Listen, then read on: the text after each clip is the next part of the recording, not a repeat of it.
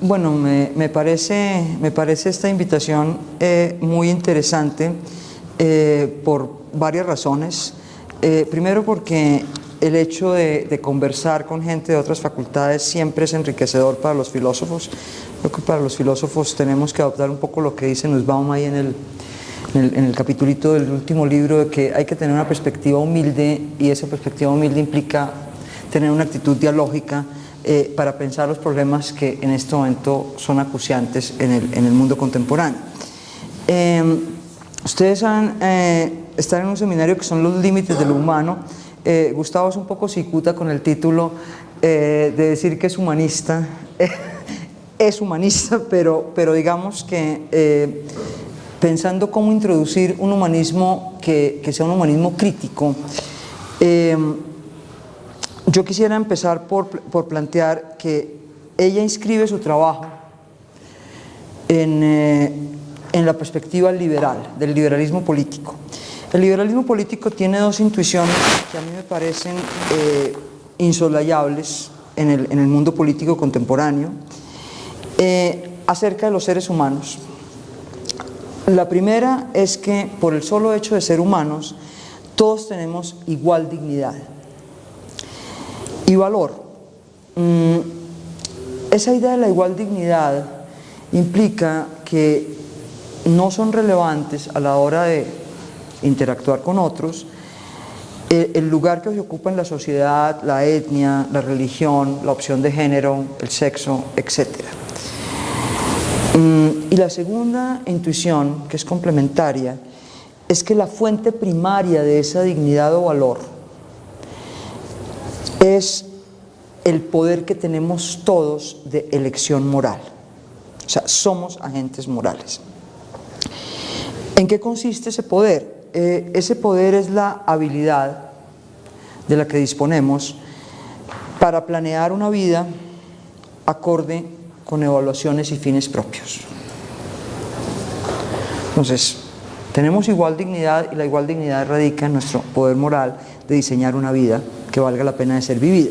Naturalmente, estas intuiciones aspiran a convertirse en derechos. Es decir, la igualdad moral de las personas debe ser exigida en una sociedad política democrática. En medio de esas intuiciones fundamentales, sin embargo, Martha Nussbaum va a hacer dos correcciones fundamentales al liberalismo político, y yo creo que una de ellas la podríamos llamar los límites de lo humano. El modelo típico de la subjetividad moderna es el modelo de la autonomía, de la plena capacidad de uso de la razón práctica en la deliberación y en la acción. Modelo que es sublime. Si uno lee a Kant, uno queda absolutamente epatado y sin respiración. Lo que pasa es que es imposible. La moral kantiana no es posible porque no tiene en cuenta la finitud y un término que va a atravesar toda la obra de Nussbaum, que es la vulnerabilidad. Entonces vamos a arrancar de una idea, y es que la vulnerabilidad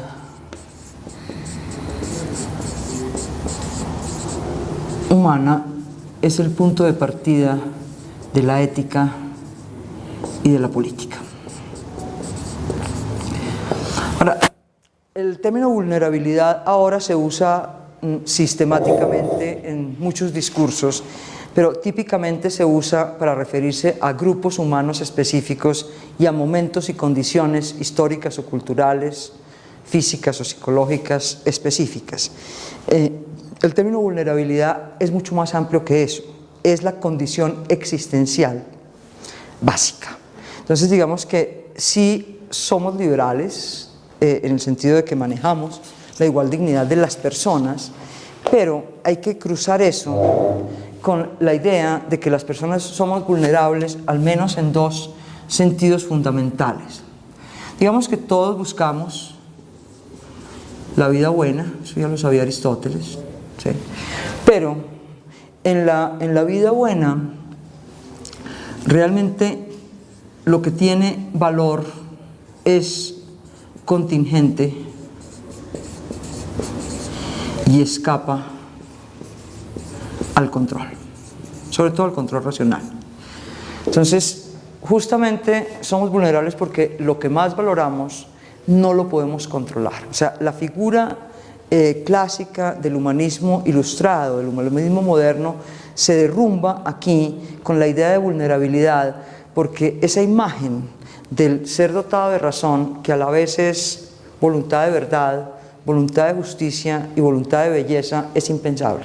O sea, el sujeto autónomo moderno es tan autónomo, tan auto, que termina por ser autista.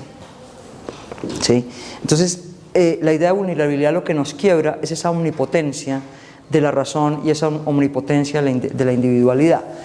El segundo sentido de la vulnerabilidad, que me parece que es también fundamental, es que la identidad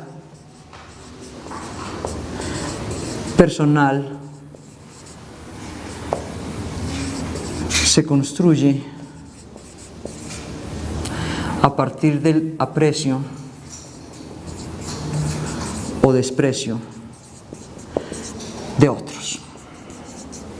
Es decir, si nos bajamos del mito del individuo puro y pensamos que nos construimos socialmente, resulta que nosotros somos vulnerables porque somos los únicos seres, creo yo,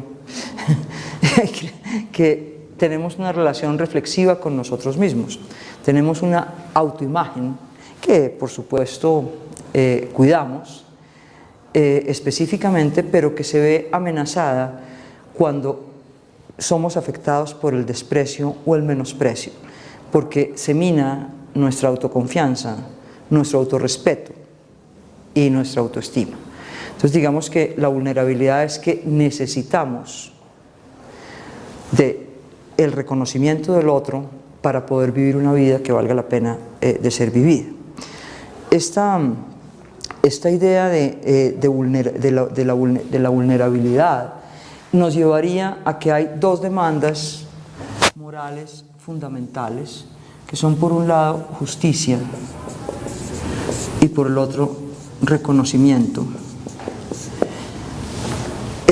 Con esto, ¿qué se quiere decir? Y esto es un poco más allá de Nussbaum, y es: la justicia es uno de los pilares de una sociedad democrática, pero algo más acá o más allá de la justicia. La expectativa moral que tenemos todos es ser tratados, además en términos justos, como miembros valiosos de una comunidad social. O sea, si no tenemos esos vínculos fundamentales, es imposible la realización personal. De tal manera que, a partir de ese punto de partida, entonces ella va a hacer una propuesta que yo he llamado, ya creo que lo he dicho en varios lugares y ya he visto el término puesto por ahí, no como mío, lo cual no me importa, pero sí es mío. Y es la textura.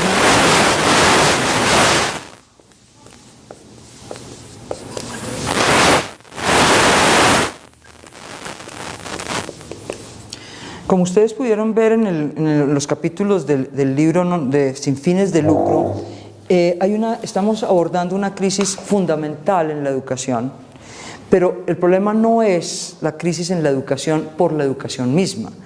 El problema es que la crisis de la educación es la amenaza de la muerte de la democracia. Es decir, esa es la tesis fundamental. Entonces, una vez que planteamos ese liberalismo que va a partir de la vulnerabilidad humana, entonces digamos que el proyecto es que sea sin ocultamiento de lo humano. Este es el título de un libro de ella del 2004.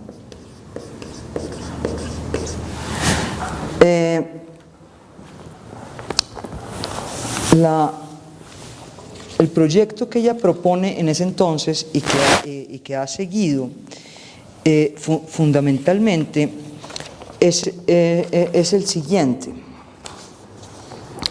Lo que propongo, de hecho, es algo que creo que nunca lograremos plenamente: una sociedad que reconozca su propia humanidad y que no nos oculte de ella, ni a ella de nosotros. Una sociedad de ciudadanos que admitan que tienen necesidades y son vulnerables, y que descarten las grandiosas demandas de omnipotencia y completitud que han permanecido en el corazón de tanta miseria humana, tanto pública como privada.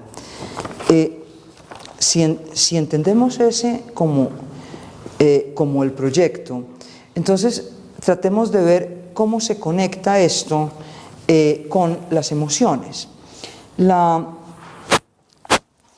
Las emociones típicamente han sido maltratadas en la historia de la filosofía hasta hace muy poco, en la medida en que se piensa, por un lado, que las emociones no tienen ninguna estructura cognitiva, entonces son simplemente impulsos salvajes. Ya no suelo decir animales, porque en este momento tenemos más que aprender de los animales, o sea, el uso de lo animal como peyorativo ya es, yo creo que políticamente incorrecto, pero se pensaba un poco que las emociones eran nuestro componente no humano, que por supuesto había que desechar a la hora de tomar decisiones.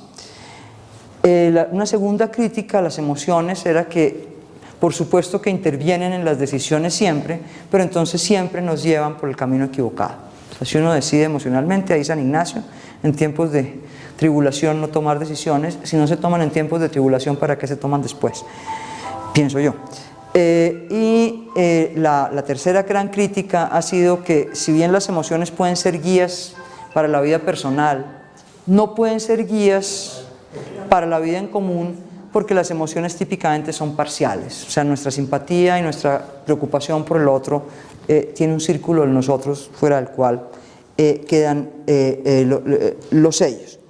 Esto ha hecho que en múltiples prácticas sociales, por ejemplo en el derecho, haya habido un debate gigantesco de si deben intervenir o no deben intervenir las emociones, y ustedes ven todo este debate político sobre si las emociones deberían, digamos que, constreñirse, puesto que dan lugar a mentiras políticas y dan lugar a manipulación de la gente, etcétera, etcétera.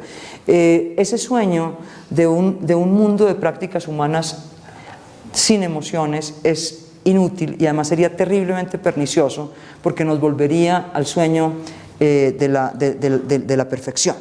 Entonces es preciso que tengamos en cuenta las emociones en todas nuestras prácticas sociales. Justamente los humanos necesitamos leyes porque somos vulnerables a daños y perjuicios. Entonces la idea que quiero destacar es esta, que hay una conexión esencial, ¿sí?, entre la idea de vulnerabilidad y las emociones. ¿Por qué? Porque las emociones son respuestas a áreas de vulnerabilidad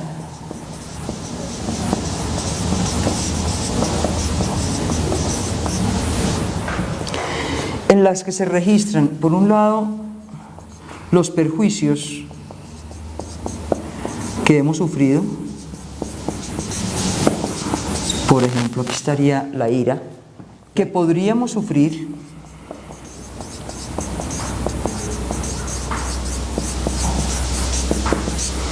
Aquí está el miedo, anticipación de lo que podría afectarnos, o que por suerte no padecemos. Aquí estaría la esperanza, aquí estaría la alegría, etcétera, etcétera. Entonces, los seres invulnerables no tendrían emociones. Esto es muy importante porque fíjense que vamos a darle un papel descriptivo, pero a la vez normativo a las emociones. Descriptivo es, las emociones corresponden a todo lo que la psicología del desarrollo, el psicoanálisis, la primatología, la psicología cognitiva, etcétera, etcétera, en la neurociencia, han encontrado como condición de nuestra humanidad. Pero también es normativo porque queremos, o quiere Nussbaum, decir que las emociones son decisivas en la deliberación moral y política. Es decir, sin emociones no es posible, digamos que una sociedad democrática. Entonces, en el plano descriptivo vamos a hablar de la ambivalencia de nuestra geografía emocional. Este término es de Hume, pero es que me encanta, no es de ella. Que es la condición con que nacemos, y desde el plano normativo vamos a adscribirles tres papeles. Lo primero son sensores, es con S, ¿no? Porque si fuera con C sería gravísimo. Es de antenas, son sensores de aquello que nos afecta. O sea, las emociones registran los lugares donde hemos sido menospreciados o valorados. Y lo registran en los niños, en la gente ignorante, en el pueblo, en el doctor, en cualquier persona. Entonces digamos que la sensibilidad moral es el punto de partida de la deliberación. Lo segundo son guías de la deliberación. ¿Por qué? Porque nos señalan justamente en cada situación cómo y qué nos está afectando de la acción de los otros. Otra cosa es que hemos sido educados a silenciarlas, pero ese papel lo juegan sistemáticamente. Entonces, en lugar de oponernos a ellas porque son malas guías, ellas nos señalan qué es lo verdaderamente valioso de nuestra vida. Sí. Cuando yo digo que se me partió una uña, si ustedes dicen que sienten compasión, están equivocados. La compasión no corresponde a esa creencia de una cosa trivial. Se siente compasión cuando hay un daño muy serio, cuando la persona no lo merece y cuando, sobre todo, podría pasarme igualmente a mí. Entonces, cada emoción tiene, digamos que una estructura cognitiva que nos permite preguntarnos cuál es su papel en la configuración de una sociedad democrática. He mencionado la palabra democrática 1000 veces. Hay ríos de tinta sobre qué es democracia. Yo creo que voy a usar un mínimo que está en lo que yo conozco del tema, y es: democracia es inclusión del otro diferente. De ahí para adelante hay... De tal manera que fíjense ustedes que con este título lo que yo quiero decir es algo que ella señala en lo que ustedes leyeron. Nussbaum dice que la democracia la tenemos que traer mucho más acá. O sea, la democracia para ella no es prioritariamente un sistema de gobierno, tampoco es ni siquiera lo que planteaba John Dewey, que es una cultura, un tipo de cultura en el cual, digamos, el diálogo y el esfuerzo cooperativo por alcanzar la verdad o la solución a los problemas es lo típico. Hay que rastrear el choque de las civilizaciones, hay que rastrearlo al interior de cada uno de nosotros. Es decir, por eso es, antes que pensar un proyecto social macro, esta invitación es a que miremos esta geografía emocional en nuestra vida emocional propia. Les voy a poner un ejemplo para que entiendan un poco de qué se trata.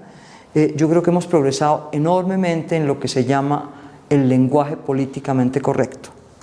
Sí, yo creo que ya no usamos calificativos. Bueno, no todo el mundo, pero yo sí creo que sí hemos mejorado. Ya no hablamos de relaciones excrementales, como hablaba el senador Gerlain, ya no hablamos de la merienda de los negros, como se hablaba hace 2 generaciones. Entonces el lenguaje lo hemos modificado y moderado para hacerlo más incluyente. Sin embargo, la pregunta es si en nuestro fuero interno no seguimos siendo sexistas, racistas, excluyentes, homofóbicos, etc. ¿Sí? Y habría que mirar eso en los niños. O sea, es interesante ver cómo en la socialización primaria, de entrada, los niños aprenden políticas de exclusión y de estigmatización, ¿sí? Aun en contextos en los cuales aparentemente está abierto, los colegios, por ejemplo, no es Colombia el caso, ¿no? Estoy pensando en Estados Unidos, está abierto a todas las etnias, está abierto, por supuesto, a distintas opciones de género por ley, en los colegios públicos. Sin embargo, es muy interesante ver cómo desde los primeros años los blancos monitos gringos están con los blancos monitos gringos, los hispanos están típicamente con los hispanos y la gente de color está con la gente de color, ¿no? No hay un discurso, por supuesto que no, ni de las familias ni del colegio de exclusión, y sin embargo hay una tendencia humana a la diferenciación. Lo malo no es la diferenciación, es que nosotros diferenciamos jerarquizando. O sea, hay un autor que a mí me encanta, que es Richard Rorty, que dice: el problema no es el que planteó Hobbes, de que somos seres que solo tenemos una psicología egoísta y solo nos interesa el poder y la ambición.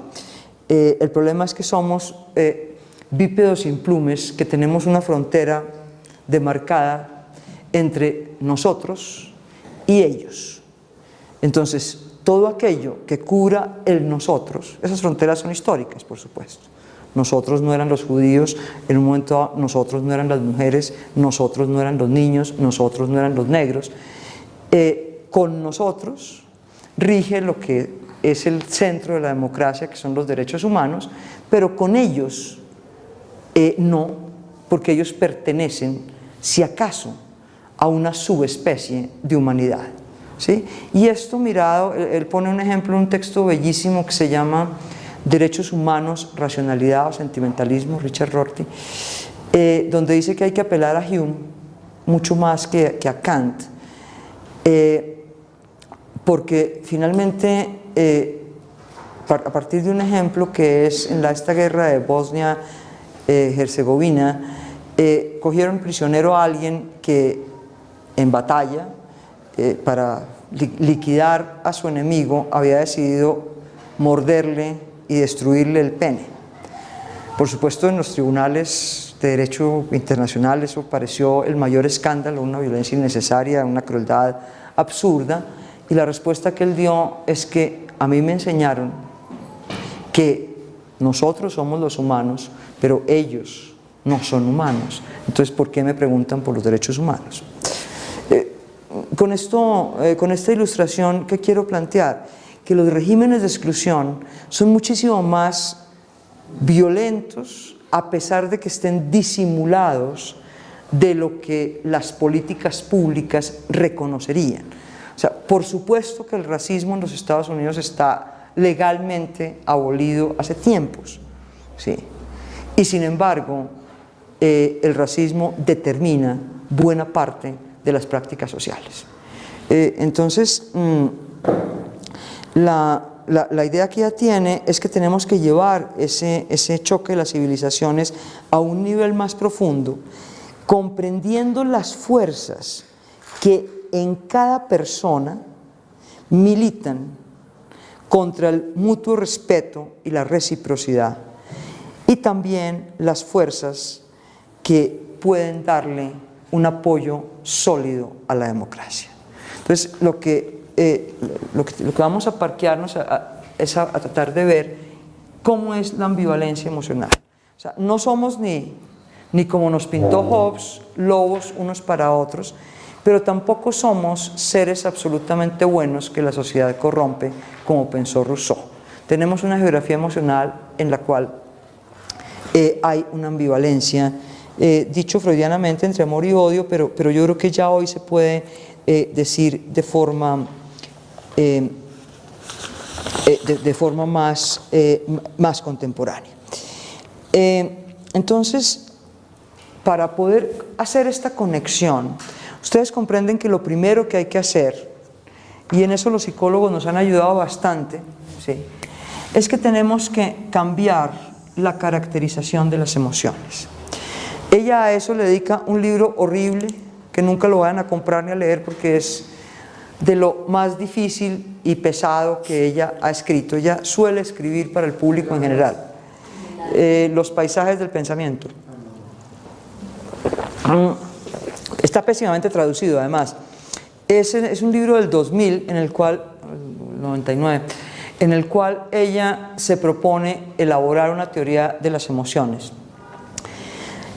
A partir de toda la información que tiene de estas ciencias, que les digo que ya hoy nos permiten una visión un poco más certera de nuestra textura emocional. Pero es un libro tedioso, va, viene. ¿Cómo será que en los libros que van después de ese libro al final suele poner cinco paginitas que dice eso resume ese otro libro? El libro se llama Upheavals of Thought. Está traducido como paisajes del pensamiento, lo cual es muy mal porque upheavals son los sobresaltos del pensamiento. Y es un libro que escribe a partir de una situación, ella usualmente escribe a partir de situaciones personales. Ella estaba en una conferencia, o le han invitado a una conferencia internacional, y su mamá estaba, digamos que delicada de salud, pero lo que llaman los médicos estable. La estabilidad, por supuesto, es simplemente un momentico mientras uno cae en la inestabilidad otra vez, y la inestabilidad en la que cayó la condujo a la muerte. Y entonces el gran dilema de ella es: ¿me devuelvo? O sea, me devuelvo antes de que se muera. O sea, le avisaron, por supuesto, ¿sí? Pero la fracción era, no podía dar la conferencia, sino tenía que bajarse de ese avión y coger el inmediatamente siguiente, o espero, doy la conferencia y vuelvo. Optó por lo segundo, pensando que pues era un compromiso y que su mamá hubiera querido que ella estuviera allí, pero naturalmente llegó y ya era tarde.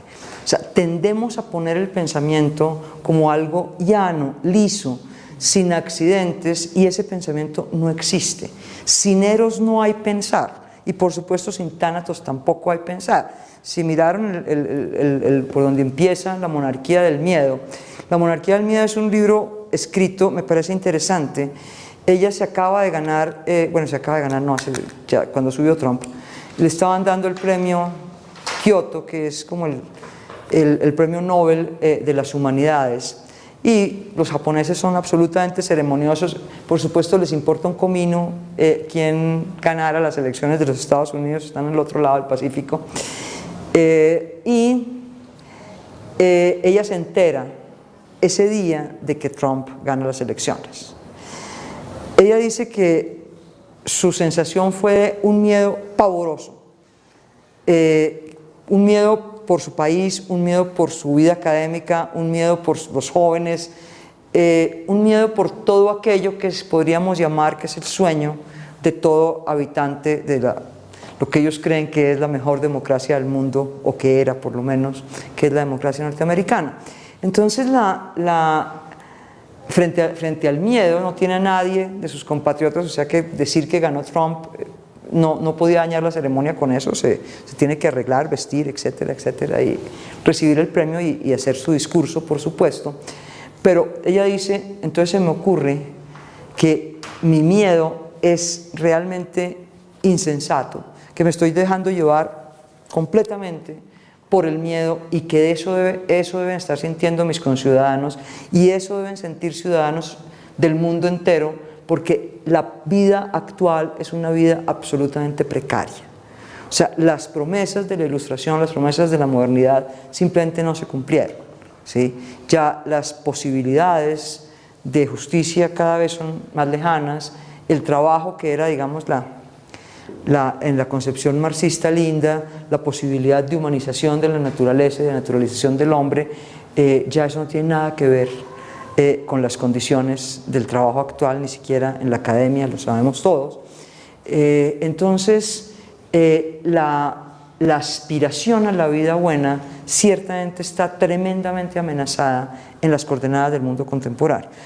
Colombia lo vemos como como dantesco, pero no hay que magnificar la situación colombiana con relación a la de otros países. Estaba comentándole a Gloria al principio que tuvimos un atraco, no voy a entrar en detalles yo tengo un hijo casado con una norteamericana, Wasp, como Nussbaum, exactamente igual.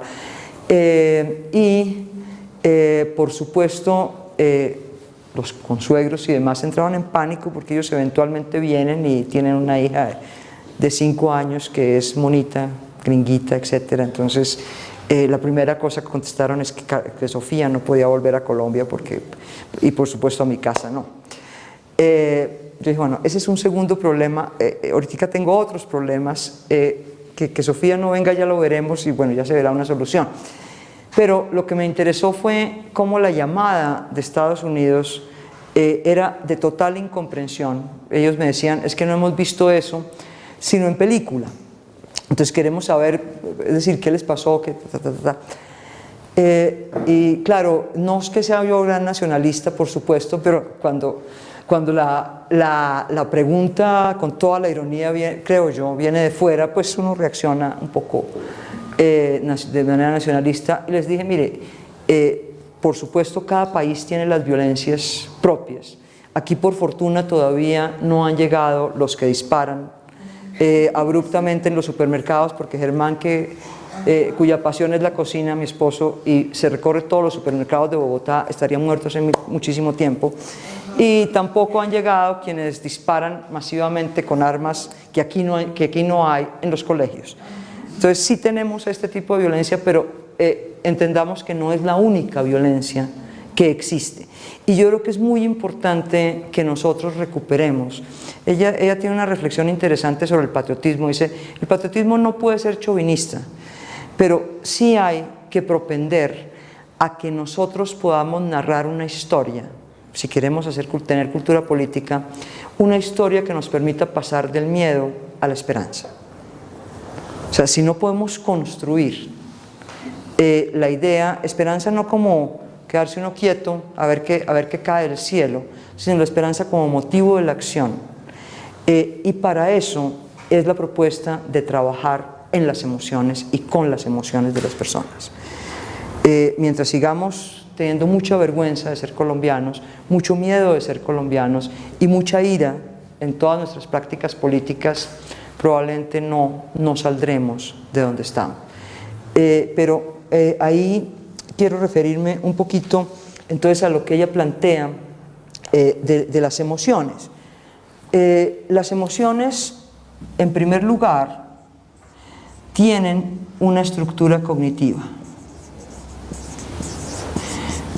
Es decir, no son fuerzas ciegas como el hambre o la sed, ¿no? Tienen una estructura cognitiva en el sentido de que tienen un objeto intencional. Esto quiere decir que yo tengo miedo a algo, ¿sí? Y además están sustentadas en creencias. Por ejemplo, una emoción que es la peor emoción políticamente hablando, que es la repugnancia, la traducen como repugnancia, no hay palabra porque es tú que eres de lenguas, no sé si se te ocurre otra palabra que no sea que para traducir disgust, asco, repugnancia, pero es que el disgust lo que significa es una emoción absolutamente visceral que no tiene la posibilidad de ser controlada racionalmente. Cuando algo es disgusting, uno se vomita, literalmente, ¿sí? Ahora, el punto está en que hemos... No, fastidio. Es que es mucho más fuerte que eso. No es odio, es una cosa que simplemente te impide entrar en contacto con algo o con alguien. Entonces, las relaciones de repugnancia, que son, por ejemplo, las relaciones que han determinado todas las políticas incendiarias homofóbicas. O sea, la comunidad del abecedario, como yo la llamo, no sufre de injusticia típicamente, sufren de la política del disgust. de que se les nomina, se les caracteriza como elementos que son típicamente repugnantes para el otro y desde ahí se pretende legislar sobre ellos, ¿no es cierto? Entonces, a lo que iba es que estas emociones realmente todas tienen creencias. Voy a referirme a esa porque me parece que es muy gráfica, y es la creencia fundamental detrás de las políticas del disgust, ¿sí? Es que lo diferente contamina. Llámese locura, llámese homosexualismo, llámese de cualquier grupo minoritario al que hayamos querido excluir. Al pensar que lo diferente contamina, generamos una actitud totalmente antidemocrática, y es que si estamos nosotros con los mismos, con los parecidos a nosotros, tenemos el control, y si mantenemos a los otros diferentes a raya, digamos que estamos menos amenazados. Son creencias totalmente mágicas, ¿sí? Ahora, una aclaración: ninguna emoción es mala o buena per se. Lo que hay que mirar es el balance de las emociones y cómo las emociones nunca están separadas unas de otras. Hume tiene un término que me encanta, que es que siempre estamos in the wheel of the passions. Él no habla de emociones sino de pasiones. Estamos en la rueda, pero la rueda es una rueda como un remolino. Entonces una pasión llama a la otra, y ustedes lo habrán visto, que uno empieza por estar triste, después se enfurece, después se indigna, etcétera, ¿no? Entonces las emociones, digamos que son avivadas por la imaginación. Las emociones pueden realmente causar un torbellino del cual es muy difícil salirnos. Entonces, claro, el origen de la repugnancia es el momento en que los niños son enseñados a pasar del pañal al sanitario. Eso ya lo dicen los psicoanalistas, es uno de los momentos más traumáticos de la vida, pero todo el lenguaje que se aprende allí es que lo corporal, los desechos corporales son sucios, desagradables y en últimas repugnantes, y uno, no sé si uno de ustedes son papás o mamás, pero yo creo que ese discurso sigue siendo igual al que yo usé hace 40 años con mis hijos, y es: qué lindo el niño limpio, bravo, limpio, gas, sucio, ¿no es cierto? Entonces ahí se aprende el disgusto. El problema no es ese, naturalmente que es ideal que los niños no coman excrementos, aunque hay una cierta proclividad a hacerlo. El problema es cuando hablamos de la repugnancia proyectiva, y entonces eso que es nuestra animalidad, nuestra finitud, nuestra carencia, nuestra corporalidad, se lo adscribimos a grupos minoritarios y los nombramos de esa manera para poderlos excluir. Esa es la estrategia que ustedes leerán en toda la propaganda nazi. Es un poco la propaganda xenofóbica que hoy estamos padeciendo. O sea, las expresiones que extrapolan algo que no podemos soportar en nosotros mismos a grupos humanos es la matriz de la violencia y de la estigmatización. Entonces hay que mirar que tienen creencias, ¿sí?, y que tienen objetos.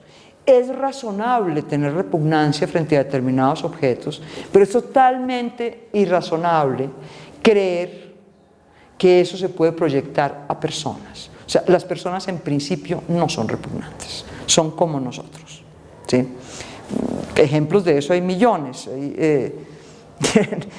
Compré un librito que se llama Disgust en una feria en Estados Unidos, y me llamó muchísimo la atención que la gente lo miraba pero nadie lo tocaba. ¿Sí?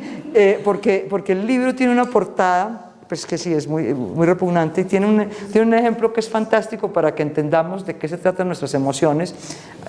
Unos compañeros, colegas de trabajo, le celebran los 40 años a uno de sus amigos y deciden hacer un Grand Brownie en forma de inodoro con M&M's de colores para mostrar que está usado. Por supuesto el chiste es pesado, no hay que decir que no. Sin embargo, es muy interesante que la gente no fue capaz de cortar el brownie. ¿Sí? No. Y hay toda una serie de historias en los supermercados que si uno coge una galleta de cualquier cosa y pasa por el sitio donde están los desodorantes o el papel toalete y lo pone ahí encima, esas galletas no se vendieron ya. Por supuesto, es para que vean la insensatez de las creencias. Entonces, otro ejemplo que es muy importante porque es el que ella va a trabajar ahí, que es el de la ira, como la ira política. La ira tiene dos creencias. Una importantísima. La ira registra un daño ocasionado a algo valioso para mí o para personas que me importan. Entonces la ira no es anticipatoria, ¿sí? La ira es una reacción proporcionada a un daño. Por supuesto hay errores en la ira, ¿sí? Yo me puedo equivocar en la magnitud del daño, me puedo equivocar en quién lo hizo, etcétera, pero es un registro muy importante que hace a la ira vecina de la indignación. Si perdemos la capacidad de indignarnos, ¿cuál será el futuro? No hay futuro político, ¿ok? Pero la ira tiene otra creencia amarrada, totalmente absurda, y sin embargo es muy difícil liberar una de la otra. La segunda creencia es que si yo logro infligir el mismo o más dolor a la persona que me ha causado daño, a mí me va mejor y me sentiré mejor. Es decir, la ira está aparejada a la idea de venganza. Eso mírenlo en las tusas amorosas, mírenlo en las condiciones de las guerras, mírenlo en el no al proceso de paz. Es decir, esa idea de que la ira nos lleva a justificar la venganza es absolutamente natural en nuestra estructura emocional. Sin embargo, la propuesta es que se podrían separar. O sea, no necesariamente las dos creencias están amarradas, y eso sería parte del cultivo de las emociones que ella va a proponer. Con esos dos ejemplos creo que ya les ilustró que cada emoción tiene creencias a la base. El segundo rasgo, que me parece que también es esencial, es que las emociones son juicios. Esto es un paso gigantesco con relación a las teorías morales. El juicio moral típicamente se le adscribe a la razón, ¿no es cierto? Eudaimonista quiere decir orientado a la autorrealización de las personas. Es decir, las emociones siempre son reacciones a aquella vulneración a lo que yo considero mi vida buena. Esto no significa que sean egoístas. O sea, ser eudemonista es distinto a ser egoísta, porque parte de mi vida buena son mis hijos, mis gatos. Entonces yo puedo tener emociones que claramente sean referidas a preocupaciones por otros seres humanos o no. Entonces digamos que al ser juicios eudaimonistas, las emociones son decisivas a la hora de convertirse en motivos para la acción. La razón no mueve a actuar. Les habrá pasado, es un poco, yo estudié mucho Habermas por razones no tan habermasianas, más emocionales, descubierto en la vuelta del camino que teóricas, pero realmente el gran problema de la teoría de la acción comunicacional es, por supuesto, que los diálogos y las argumentaciones son útiles en la deliberación moral, pero siempre cabe la posibilidad que uno diga, usted tiene razón y no me da la gana. ¿No? O sea, yo le doy la razón, pero no me da la gana. Cuando ponemos el juicio en las emociones son inmediatamente los motivos de la acción. O sea, detrás de toda lucha política están las emociones, y detrás de toda batalla de reconocimiento personal están las emociones. Un tercer rasgo es que las emociones tienen un desarrollo psicológico. Es decir, nosotros no nacemos con un disco duro emocional. Los niños desconocen la repugnancia los 2 primeros años de vida. Tal vez con lo que nacemos es con miedos, con emociones muy básicas. Pero las emociones tienen un desarrollo psicológico. Y, por último, las emociones son determinadas.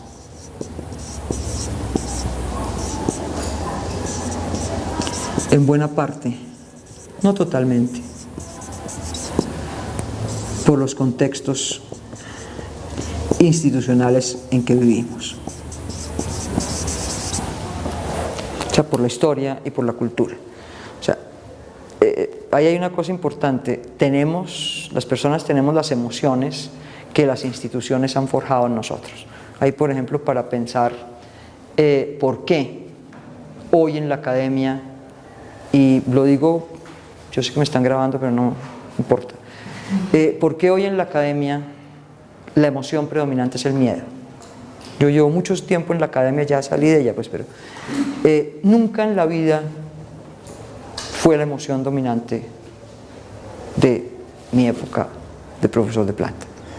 Entonces, hay que mirar qué está amenazando a los jóvenes, a los profesores, tanto como a los alumnos, qué los amenaza para que realmente la emoción predominante sea el miedo. Ahora, claro, esta relación es bidireccional, ¿no es cierto? Porque las emociones también determinan las instituciones y les dan estabilidad o las resquebrajan, ¿sí? O sea, una sociedad políticamente airada es completamente peligrosa para la legitimidad de las instituciones políticas.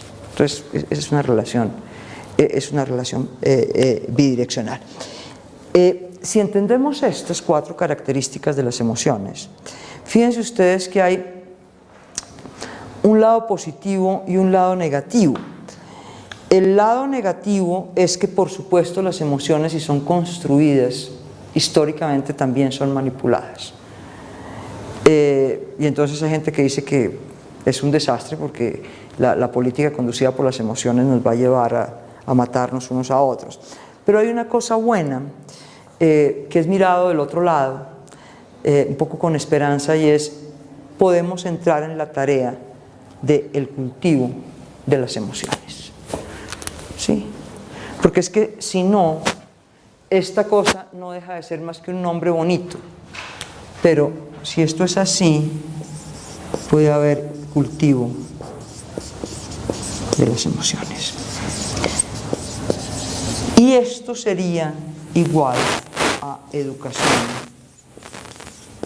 para la ciudadanía democrática.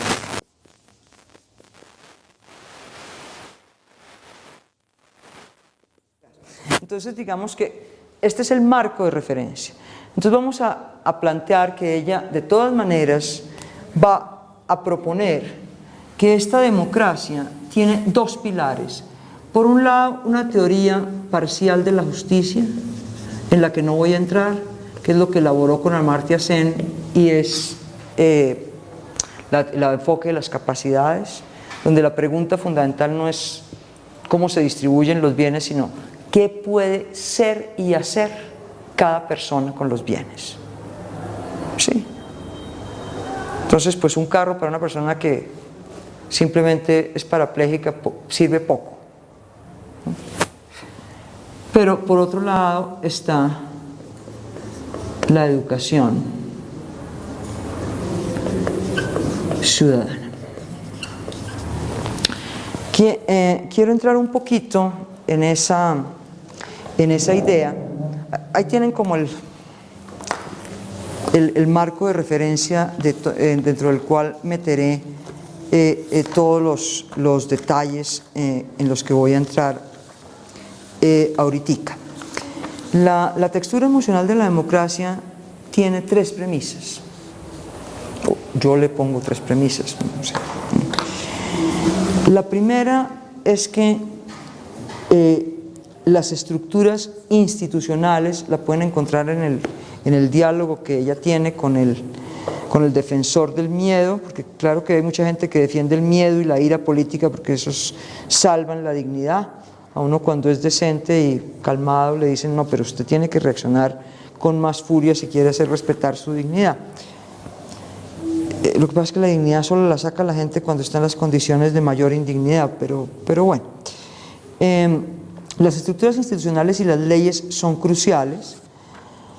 Estoy en el último parrafito del diálogo. Yo estoy totalmente de acuerdo en que las estructuras y las leyes son cruciales, pero las leyes no pueden ser actuadas ni sostenidas sin los corazones y las mentes de las personas. Sí. En una monarquía ese no es el caso, y todo lo que el monarca necesita es suficiente miedo para producir obediencia. Pero en una democracia necesitamos mucho más. Necesitamos amar el bien, tener esperanza en el futuro y tener una determinación para combatir las fuerzas corrosivas del odio, la repugnancia y la ira, todas alimentadas por el miedo. Entonces, si decimos eso, estamos afirmando que los principios políticos, los buenos como los malos, necesitan el soporte emocional de los ciudadanos.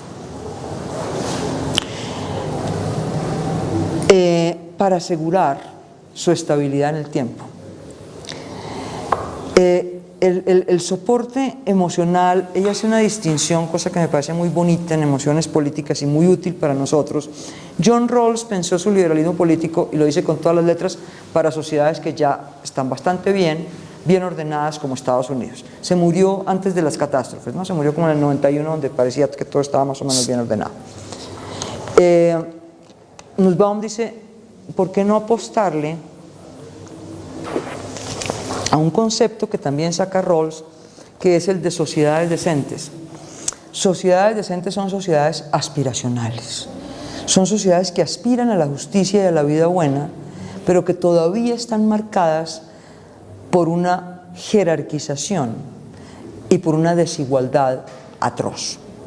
Yo creo que Colombia puede clasificar para ser una sociedad decente. Espero morirme antes de que crucemos el umbral para el otro lado, o haberlo movido un poco hacia el lado decente.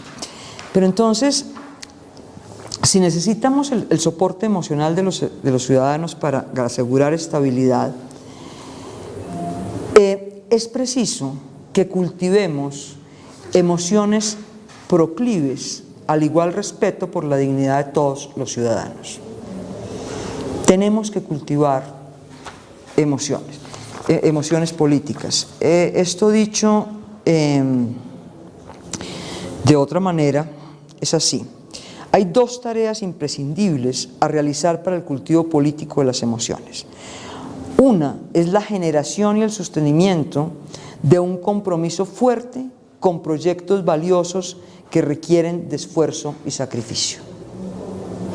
Las emociones políticas tienen por objeto la nación y sus metas, y suelen ser muy útiles para conseguir que las personas piensen con mayor amplitud de miras y se comprometan con un bien común más general. Pero la otra tarea, relacionada con la anterior, para el cultivo de emociones públicas, es la de mantener a raya es duro, ciertas fuerzas que acechan en todas las sociedades y, en último término, en el fondo de todos nosotros.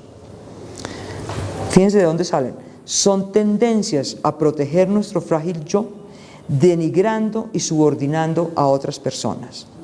Esas fuerzas tienen que ser contrarrestadas enérgicamente mediante una educación que cultive la habilidad para percibir el carácter humano pleno e igual de cualquier otra persona. Una parte importante de esa educación corre a cargo de la cultura política pública, en la que tanto la nación como su gente son representados de una forma particular.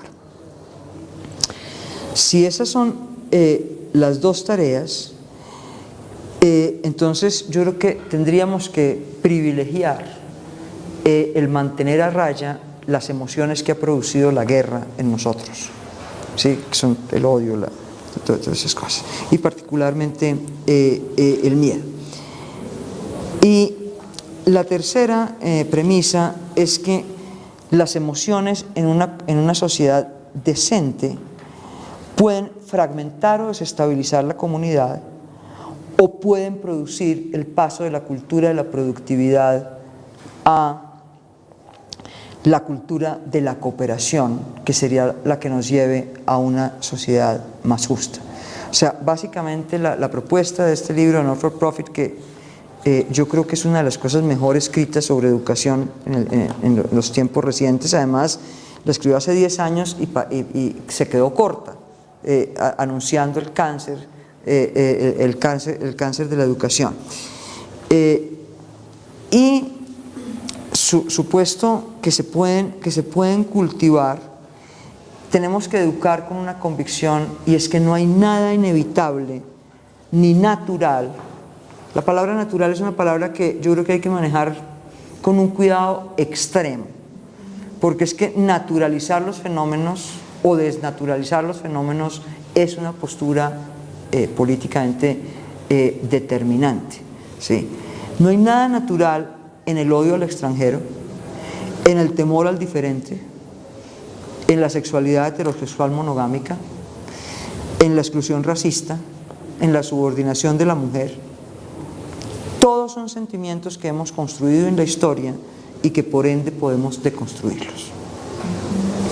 Entonces yo creo que ahí como que se comprende que el límite de lo humano es que lo humano tiene una geografía emocional compleja de la que tenemos que hacernos cargo.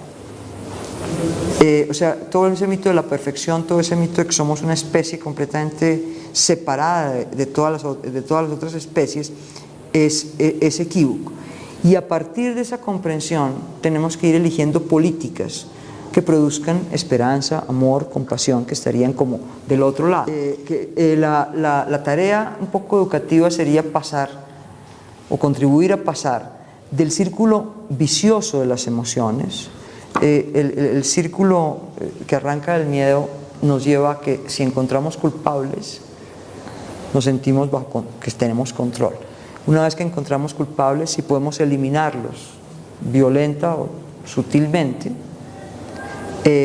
volveremos a ser nosotros comunidad buena, santa y proclive a una vida buena. De tal manera que ese círculo se cierra en odios, estigmatizaciones y jerarquías. Empieza de una condición muy propia de nuestra humanidad, y es que el bebé nace con un desbalance entre su capacidad cognitiva enorme, o sea, un bebé antes de hablar entiende muchísimas cosas, ¿sí? Y su impotencia física. Entonces, ¿de dónde salen los dos círculos? Esta sí es mi invención, no tengo ningún problema en que se haga pública, pero surge de, si queremos ocultar nuestra vulnerabilidad, entramos en el círculo vicioso de las emociones, donde no habrá nunca reciprocidad, donde no habrá nunca justicia. Si empezamos de aceptar nuestra vulnerabilidad, en lugar de encerrarnos narcisistamente, el miedo es la emoción más narcisista que hay, si el miedo nos encoge y es el sálvese quien pueda. Uno muerto de miedo, lo menos que piensa es que esta le está pasando al vecino. Si le está estorbando, pues uno lo patea o le pega o lo que sea para poder seguir adelante.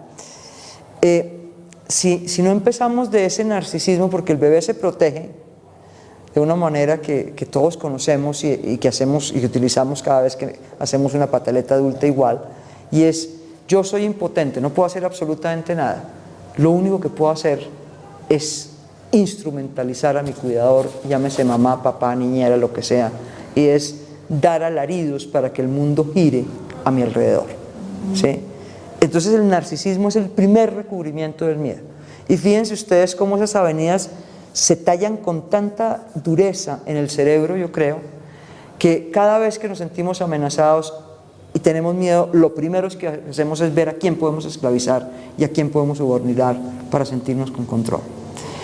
Pero hay otra emoción muy primitiva también, antes que el miedo, o bueno, por lo menos, si no antes, por lo menos muy rápidamente después, que es la curiosidad. Casi nunca se pone como emoción, pero ya Hume la pone como pasión. La curiosidad aparece cuando el niño puede ver la luz, y esto es sumamente rápido.